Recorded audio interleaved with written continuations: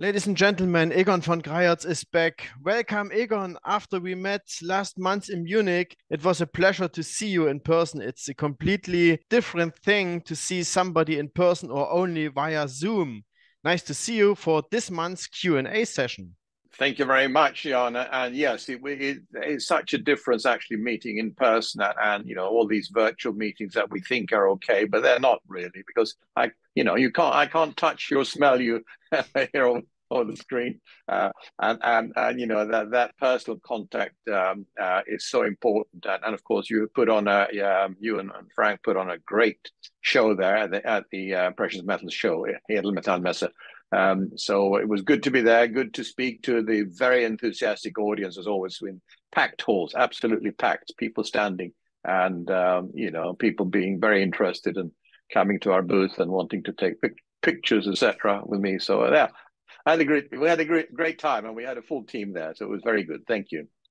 Yes, Egon, our audience is a bit different than the average. Of course, it Yeah. always has been. So now let's come to the questions. I go through it. The first one, if you have or if you had young children, what advice would you give them?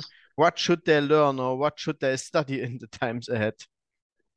That's a very good question, and of course, I've been thinking a lot about that since our children are adults. We have three daughters, but we have nine grandchildren, and they're relatively grown up also, and they're between 14 and 20 years old.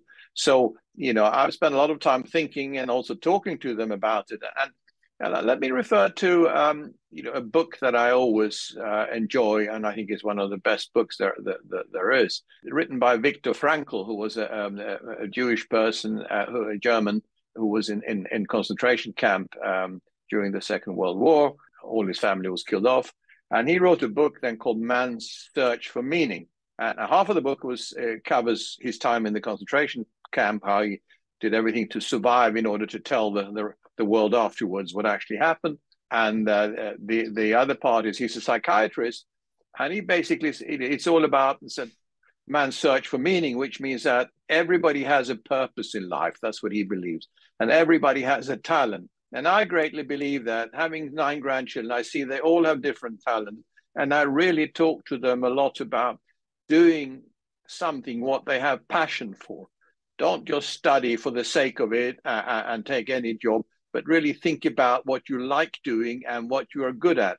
Now, everybody doesn't find that early on in life, but that's really also the role of parents and school. School doesn't do it very well, but parents and grandparents are very important there too. So some people have obvious skills or passions. We have a grandson who is an incredible nature lover and a very good nature photographer.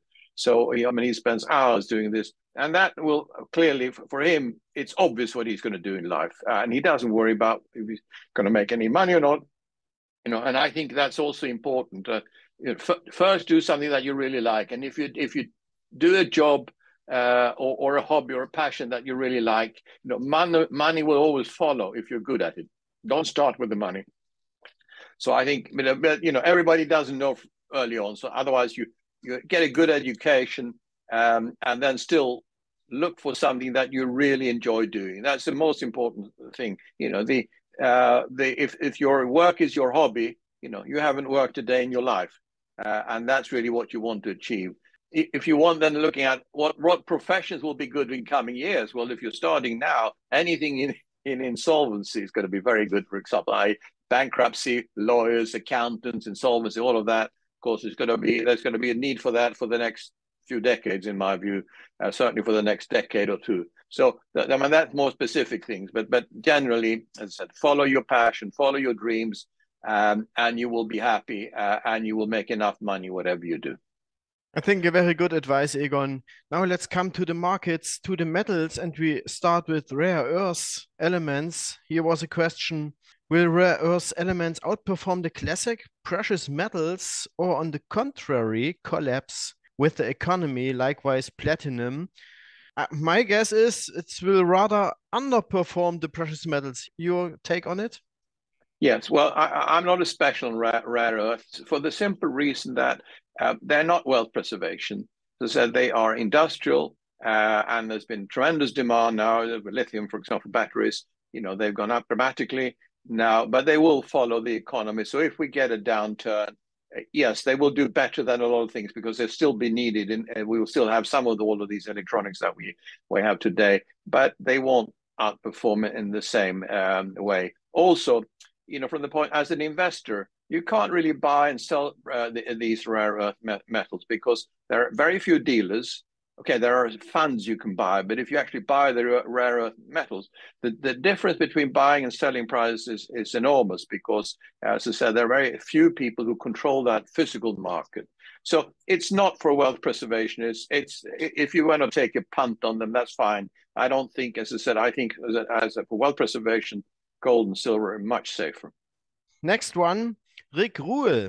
Do you know him personally, and what do you think about him? I met him first time 12, 13 years ago in Vancouver. I mean, I know him, and not really closely, but I know him, had dinner and lunch with him, etc.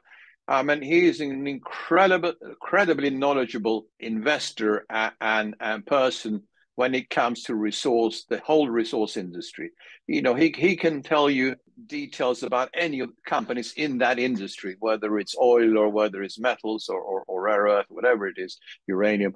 And he will know it. He will know the balance sheet. He will know the management, etc., cash situation. So he's incredibly knowledgeable, as I said, about this market. This is not an industry I invest in. So now he set up his own family office. He's not with Sprott anymore, indirectly. He advises them. So therefore now he can do what he wants. So like all of these people, I mean, they find the best deals first. So I'm sure he does too for himself, and then investors are obviously informed about this. So I never been investing with him, so I couldn't tell. But his knowledge is outstanding, and I think is unparalleled as far as I know. Yeah, I think so too. He's very funny too. He's a good presenter and very good sense of humor. So yeah, great fun to listen to. Yeah. A good sense of humor we need. By the way, Egon, I'd like to add something. You mentioned at the beginning it's important to smell somebody, and I have to add it's not always advisable to smell somebody, okay? Let's come to the next one. True.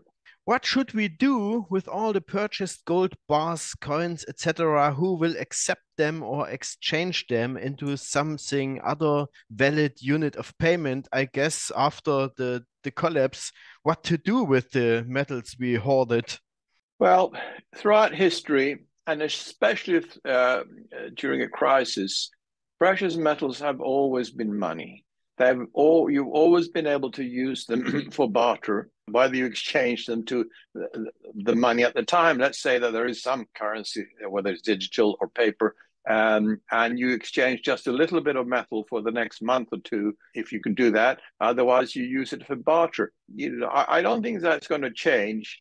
People worry about they're going to confiscate the metals, etc. I'm not worried about confiscation for the simple reason that's impractical today, because metals are held everywhere in the world in vaults outside your own country or residence, etc. So therefore, it's very difficult for governments to confiscate them. What governments will do, of course, around the world is to tax especially the rich. So taxation will be confiscatory in one respect, but you will have high taxes for everyone, and especially for the wealthy. But so therefore, tax planning is as important as wealth planning or investment planning. In regards to gold, you will always have use for it because, as I said, that it's always been money, the only money that's ever survived in history, and it will remain that, in my view. The next one fits to this one, Egon. What value does gold have for a moral surviving or for a survivor in the medium term with a voucher like e-currency? I think he means central bank digital currency, which will presumably be accompanied by a ban on gold. Do you think a ban on gold is likely? You just gave your answer when we have the central bank digital currency. No, I don't think there'll be a ban on gold, as I said, because it's not practical. Yes, the digital currency, remember, that's just another form of paper currency. No different, and they're going to print that as much or more than the paper currency because it costs nothing to press a button and print another few trillion or quadrillion or whatever, and that will happen. But that will just make gold even more valuable and silver, I think that they will remain, as I said, alternatives in a world where the digital currencies are not going. I don't think they're not going to survive because there's another form of fiat money. So they will come and go, and they'll be they will try. Governments will love it, of course, because it's easier to control people by having a digital currency. But nevertheless, people will always find ways, and I think the gold will always remain wealth preservation, and especially people who have been in countries where they've been either oppressed or where there have been inflation or hyperinflation. Gold has for them been the survival. Remember also you can flee with your gold to another country. I mean, that's a great advantage. Or if you're an investor, a serious investor, then you can keep your gold in a different country to the one you live in. Stored in a different country. So again, you can escape to your gold if you absolutely need to, because things are absolutely impossible in the country where you live. So that's the advantage. While if you have digital money or crypto, whatever, people can just turn off the electricity and you can't get to it. So it should be physical, and I think it will always serve a purpose, even if government sometimes will make it more difficult for you. But there will always be a way to use gold for money, as it has always been, and silver. Okay, let's come to the US dollar. How long will the dollar survive as a fiat currency or as a last resort fiat currency? How much more value will the dollar temporarily have against other collapsing currencies? And what will happen? Do the national banks or the central banks still exist then? If not, what else? So many questions together. US dollar, people have to remember that this is the reserve currency of the world, and certainly it's been since Bretton Woods, if you want, and since 71 also. Even the gold window was closed then. But that's a reserve currency, Jan, that has lost since 1971, when the gold window was closed, has lost 98% of its value in real terms. So how can you call that a reserve currency? It's a joke. A total joke, and it's a banana republic currency, not a reserve currency. People don't realize that because they still have the dollar in their pocket, or the euro or previous D-mark in their pocket, and they think that's worth the same. And a mark is always a mark, or a euro is always a euro, and the same with the dollar. But that's not the case. It's worth, as I said, for every currency, it's down 97 to 99% in the last 50 years. It is dying.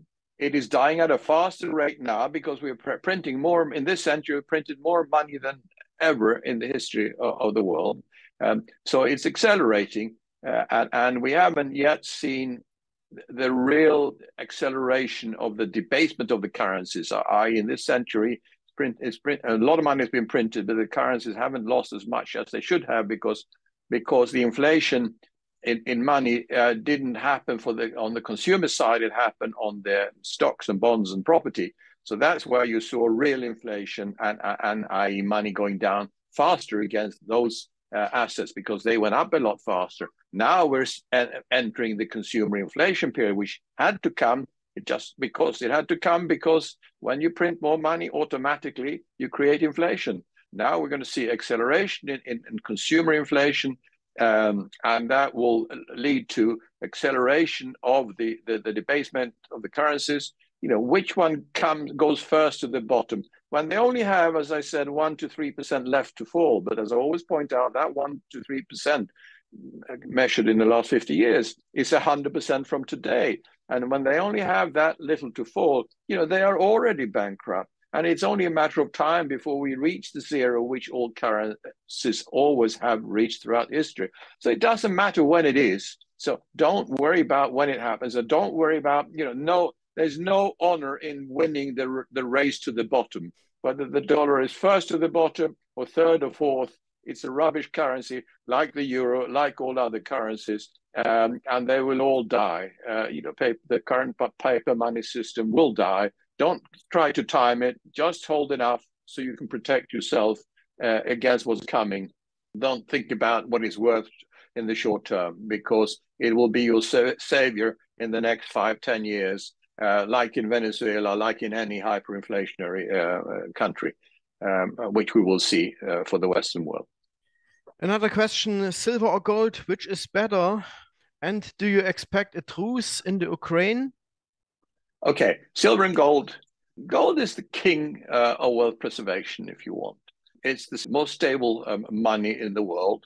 Of course, also it looks pretty, which helps a lot. It always shines. If you look at a silver bar that's been lying for 10 years or so, it's all black. And so if you have silver bars, you have to polish them regularly.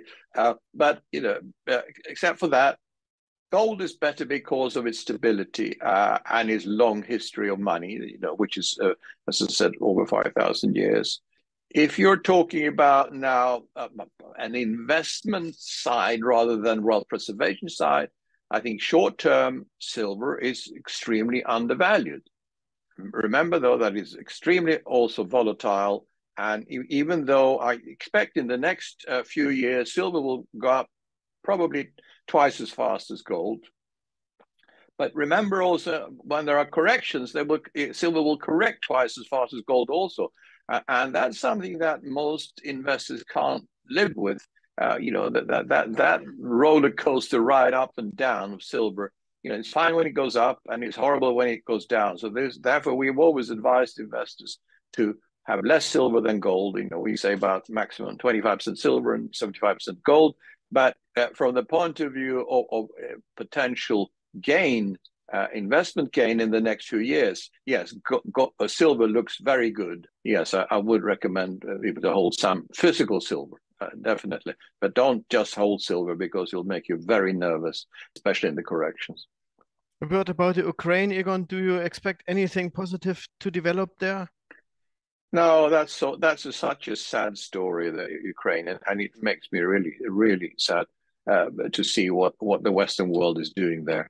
Here you have a country that, well, we're not going to. I don't want to go into the politics in detail, but Russia's made clear since certainly 2014 that they're not accepting being surrounded by NATO countries, just like the US wouldn't do that in either, like they didn't do with Cuba. Then, of course, you have this bombing of the Donbass, etc., that the Ukrainians have done for years, although that was not supposed to be the case because there was a Minsk agreement in 2014 between Russia and Germany and France, where they basically agreed that they were going to have free elections in the Donbass, etc. So that's a little bit of the background. So that explains history. It's not an excuse for war because war is terrible. Whoever starts the war, of course, we know the Americans have started in the last 50 years more wars than anybody else in the world, unprovoked wars. But nevertheless, whoever starts this is terrible. What is worse here also is that there's no desire for peace. You're having Western countries led by the US, and then weak Europe just follows, but sending money and weapons to the Ukraine. And as we know, a lot of the money doesn't reach the people. There's a lot of corruption in the Ukraine. A lot of the weapons apparently also don't reach where they're supposed to go. So this is, I think, what makes it so much worse that we're sending, or the West is sending money and weapons instead of sending peacemakers. And I don't see that improving next year. And of course, then you have these Ukrainian drones that now lately has hit Russia, and that's provoking Russia. And therefore, Ukraine wants to pull NATO in to be on their side and fight with them.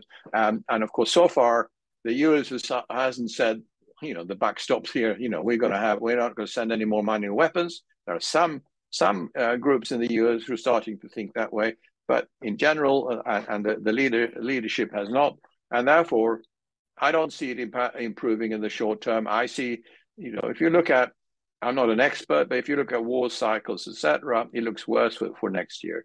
It looks actually that the situation will not improve, and the risks are going to get higher. And of course, for every little mistake, sending a drone in over Russia, whatever, and then easily they can say, or like a bomb over Poland or a missile over Poland that was sent by the Ukrainians, but they will blame the Russians. and then a world war can easily start, just because of those kind of mistakes or misinterpretations. So I'm concerned that the next year is going to be worse, or certainly not better from the war point of view. That's also a real concern for the world as a whole. I agree, Egon. We are here in a dangerous spiral. Another interesting question. I like to smell your spirit of conspiracy. He probably means me, but I have become critical. And it has not done good to my investments.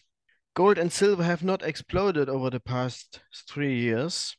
Everything else has performed better for me. Are we too pessimistic? Do we see too often the evil in the background?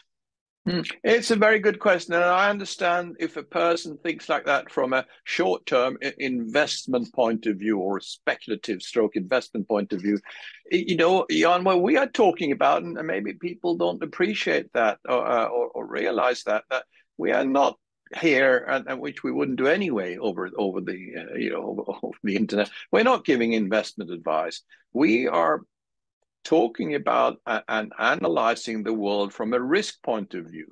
And what we are saying is that we have a financial system that is at a maximum risk now, higher risk than it's ever been in history, with basically the whole world just printing money to survive. And you can't print pieces of paper and call that real money and then therefore continue to live on that paper. So that's why the world is not going to go through this without a major correction, and that correction is going to be vicious, and it's going to be horrible for most people, and that excludes anyway war, etc., which is on top of that. So we're not talking about here, we're not giving investment advice. What we're saying is that risk is higher than ever, and when risk is high, you buy insurance. You don't buy insurance to make a lot of money. You buy insurance to protect what you have, to protect your wealth.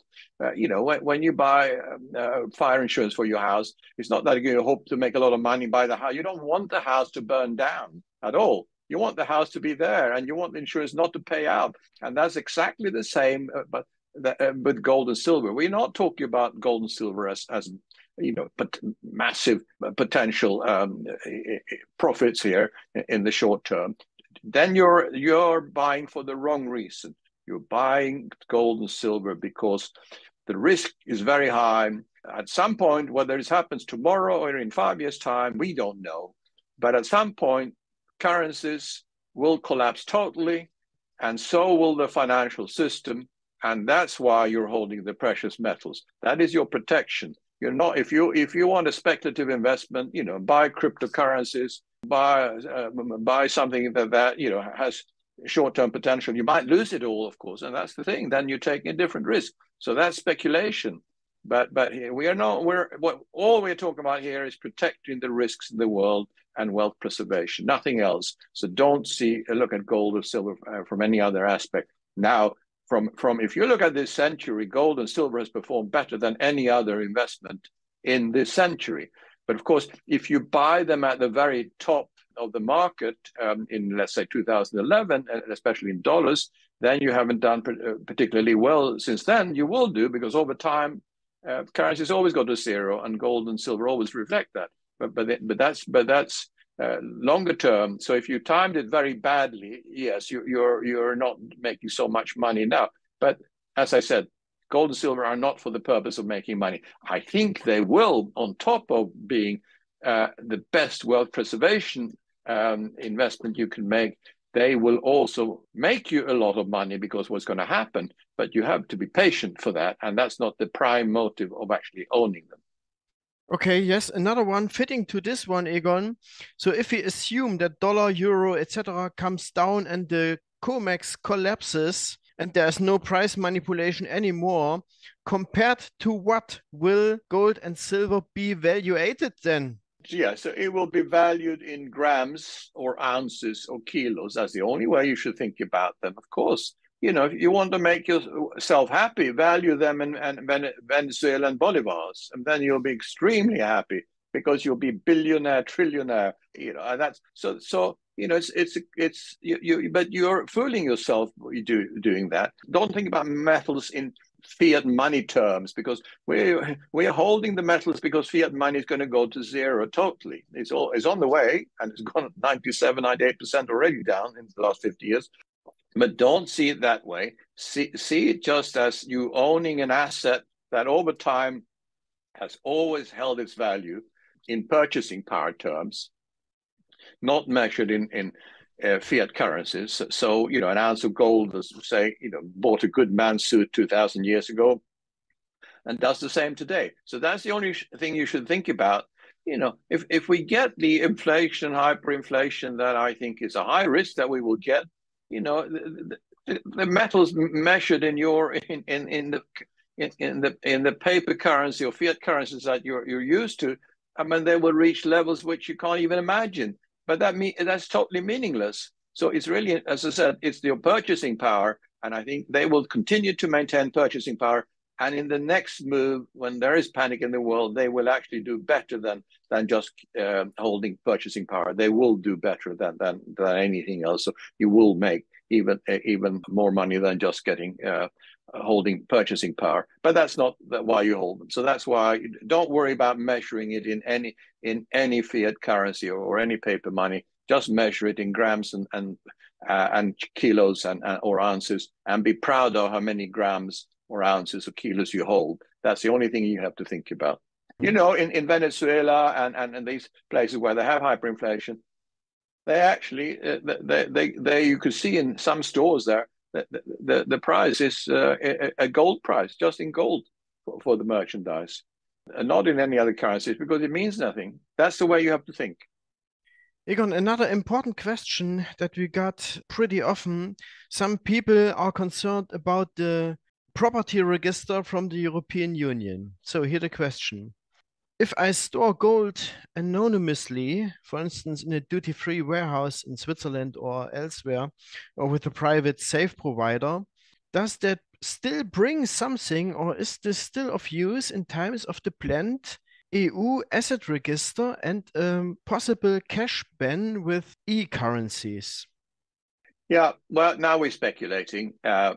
Currently, for example, we in Switzerland, in our Swiss vaults, we don't report to anybody, because we expect our clients have to sign that they're following whatever tax rules there are or in the country where they're tax residents. So that's very important. Otherwise, we can't accept them. But we're actually not reporting to anybody, any authority anywhere in the world, including Switzerland. But that might change. It might be that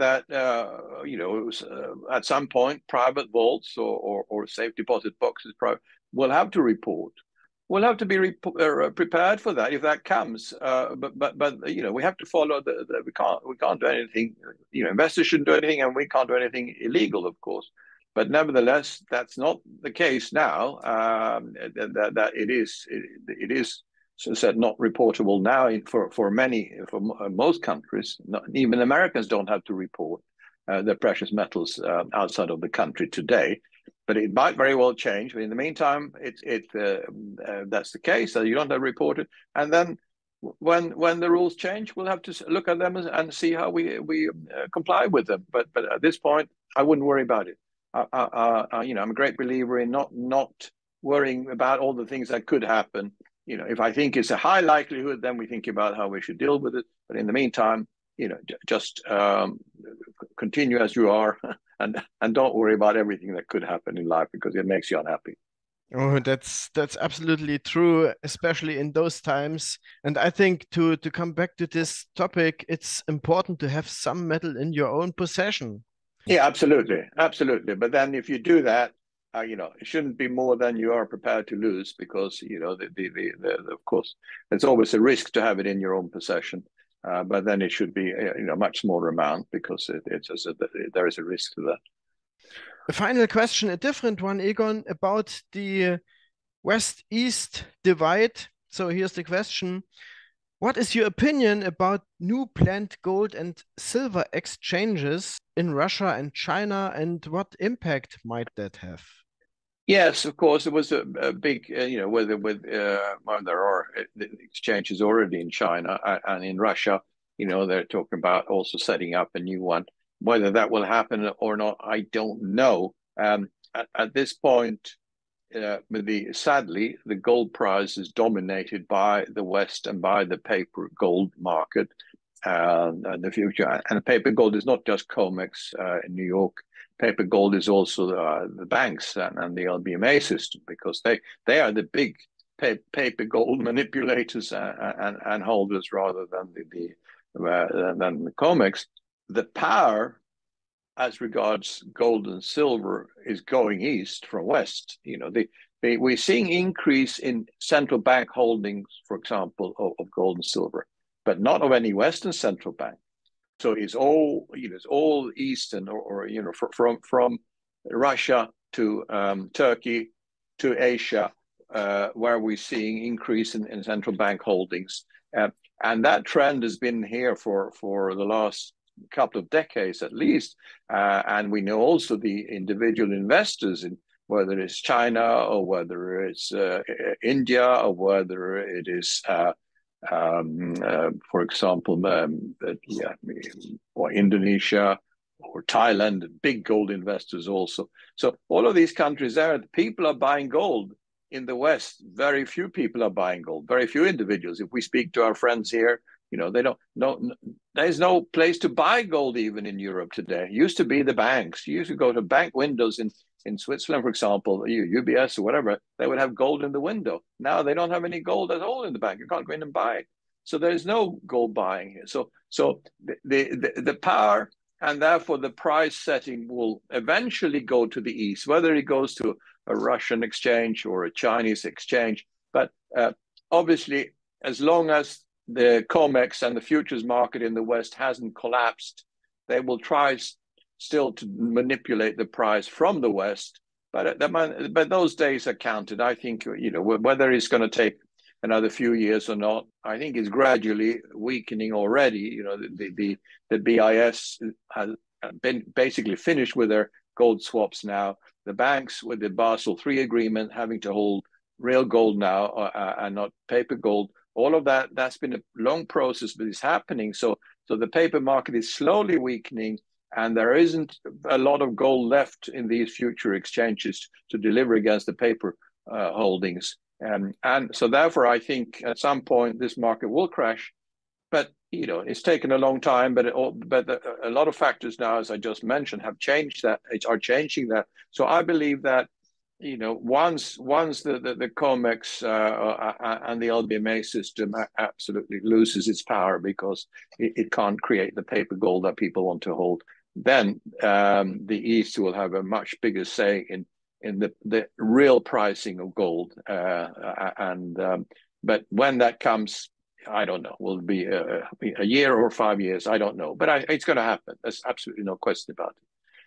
And another remark from me, there's a big force also, an important force, Egon, that's the shift in global trade.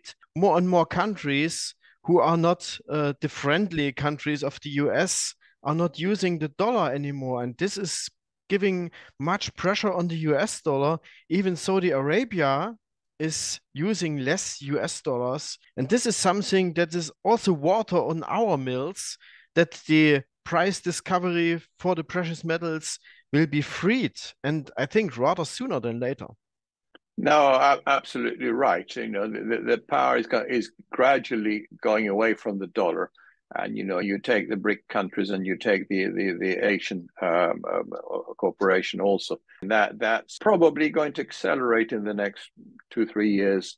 That's when the Western currencies will finally reach the zero level, because without the petrodollar, America is a bust country, and haven't if there's not a demand for dollars, which there is now, an artificial demand because of the petrodollar, when that disappears, yes, the dollar will fall very rapidly, and the East will emerge as the power. Remember also, you talk about the sanctions now. So the US has decided that we're going to sanction anybody trading with Russia. But if you think about it, it's only the US and Europe basically that are following this recommendation, and that's maybe 1 billion out of 8 billion people. So that's less than 15%. While 7 billion people, all of Asia, Africa, South America, etc., they're not following any of these sanctions. They're not adhering to them. Major parts of the world is still trading as usual. Well, the problem is that we here in Europe only read the Western propaganda from the US and from Europe, and we don't actually understand what's happening in the big world, which is much more interesting. And there, as you said, there are these forces now that are moving away totally from the dollar. So it's and the euro also, of course. That's going to happen in the next few years, and that's of course very exciting for us to believe in real price discovery when it comes to metals and when it comes to currencies. But there'll be some suffering on the way there. Definitely, Egon. And in the time being, we will continue to inform our audience. Thank you for today. That was the Q&A session. I wish you and, of course, our audience also a Merry Christmas and a good New Year. We have to be optimistic, and we do our best, and have a good switch into the new year. And till then. Thank you very much, Jan, and the same to you, and of course to our listeners and viewers. And this is a good time to think about the real values in life as we're getting to Christmas. But it's all about giving, not giving gifts, but giving love and thinking about helping other people. So because there'll be a lot more of that needed in coming years, and so let's reflect a bit now and try to relax a bit in the next few weeks. Exactly, Egon. Back to the real values. Thank you. Yeah. Have a good day, and we talk in January. Bye-bye. Thank you. Thank you. Thanks. Bye-bye. Bye.